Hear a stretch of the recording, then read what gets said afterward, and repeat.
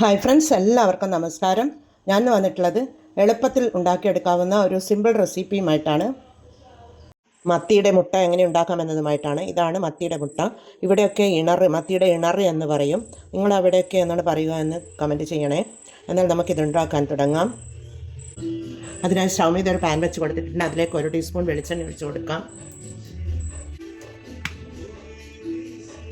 1 teaspoon വെളിച്ചെണ്ണ ഒഴിച്ച് കൊടുത്തിട്ടുണ്ട്. അതിലേക്ക് കുറച്ച് ഉലുവ ഇട്ട് കൊടുക്കുന്നുണ്ട്. ഒരു 1/4 ടീസ്പൂൺ ഉലുവ ഇട്ട് കൊടുത്തിട്ടുണ്ട്. അതുപോലെ 1/2 ടീസ്പൂൺ ജീരകം ഇട്ട് കൊടുക്കാം. അതിനുശേഷം ഒരു മീഡിയം സൈസ് സവാള ചെറുതായി കട്ട് ചെയ്തിട്ടുള്ളതാണ്, അതുകൂടി ഇട്ട് കൊടുക്കുന്നുണ്ട്. പിന്നീട് 2 പച്ചമുളക് ചെറുതായി അരിഞ്ഞതാണ്, അതുകൂടി ഇട്ട് കൊടുക്കാം. എല്ലാം കൂടി ഇട്ട് കൊടുത്തൊന്ന് ഇളക്കി കൊടുക്കാം.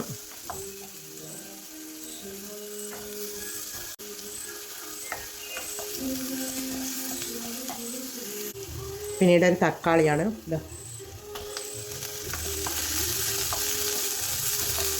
ഇതെല്ലാം കൂടി ഒന്ന് വഴറ്റി കൊടുക്കാം.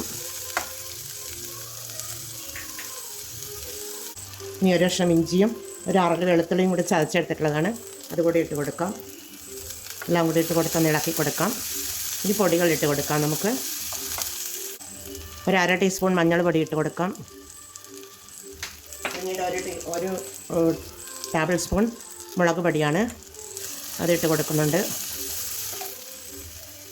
1 ടീസ്പൂൺ മല്ലിപ്പൊടി അതുകൂടി ഇട്ട് കൊടുത്ത് ഇതിനാവശ്യമായ ഉപ്പിട്ട് കൊടുക്കാം.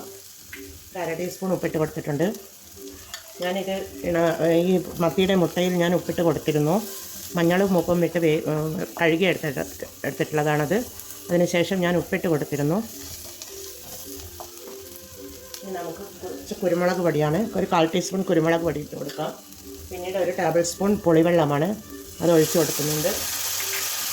ഇത് ഒഴിച്ച് കൊടുത്തൊന്ന് ഇതാക്കി കൊടുക്കാം. ഇനി ഇതിലേക്ക് നമ്മുടെ മത്തിയുടെ ഇണറിട്ട് കൊടുക്കാം, മുട്ടയിട്ട് കൊടുക്കാം. മഞ്ഞൾ പൊടിയും ഉപ്പുമിട്ട് കഴുകിയെടുത്തത് കൊണ്ടാണ് ആ കളറ്. കുറച്ച് സമയം ഇതുപോലെ ഇങ്ങനെ വെച്ച് കൊടുക്കാം. ഫുൾ ഫ്ലെയിമിൽ വെച്ച് കൊടുക്കാം. ഫുൾ ഫ്ലെയിമിൽ വെച്ച് കൊടുത്തിട്ടുണ്ട്.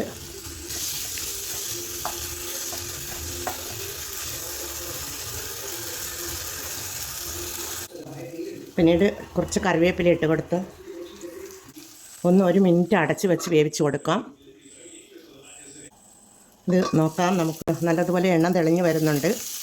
ഇനി ഇതിലേക്ക് നമുക്ക് ഒരു 2 ടേബിൾ സ്പൂൺ തേങ്ങ ചിരകിയതാണ്, അത് ഓപ്ഷണലാണ്, ഞാൻ ഇട്ട് കൊടുക്കുന്നതാണ്. നിങ്ങൾക്ക് ആവശ്യമുണ്ടെങ്കിൽ മാത്രം, ഇഷ്ടമുണ്ടെങ്കിൽ മാത്രം ഇട്ട് കൊടുത്താൽ മതി.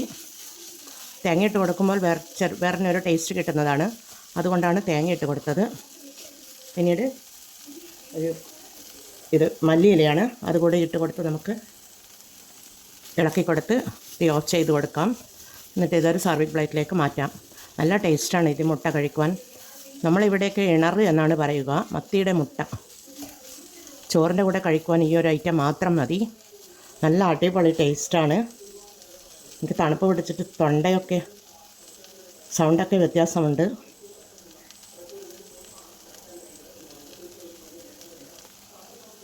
എന്നാൽ തീ ഓഫ് ചെയ്ത് കൊടുക്കാം നമുക്ക്. ഇതിവിടെ സർവിങ് പ്ലേറ്റിലേക്ക് മാറ്റാം. ഞാനിതൊരു സർവിങ് പ്ലേറ്റിലേക്ക് മാറ്റിയെടുത്തിട്ടുണ്ട്. നല്ല മത്തിയുടെ മുട്ട റോസ്റ്റ് ഇവിടെ റെഡിയാണ്. നിങ്ങളൊക്കെ എങ്ങനെയാണ് ഉണ്ടാക്കുക എന്ന് കമൻറ്റ് ചെയ്യണേ. എല്ലാവർക്കും ഇഷ്ടമാണോ എന്നുകൂടി കമൻറ്റ് ചെയ്യണേ. എന്നാൽ എല്ലാവരും ഇത് ട്രൈ ചെയ്ത് നോക്കി ഫീഡ്ബാക്ക് അറിയിക്കണേ. കമൻറ്റും സബ്സ്ക്രൈബും ചെയ്ത് സപ്പോർട്ട് ചെയ്യണേ. അടുത്ത ഒരു വീഡിയോയുമായി വരുന്നത് വരെ എല്ലാവർക്കും താങ്ക് യു ഫോർ വാച്ചിങ്.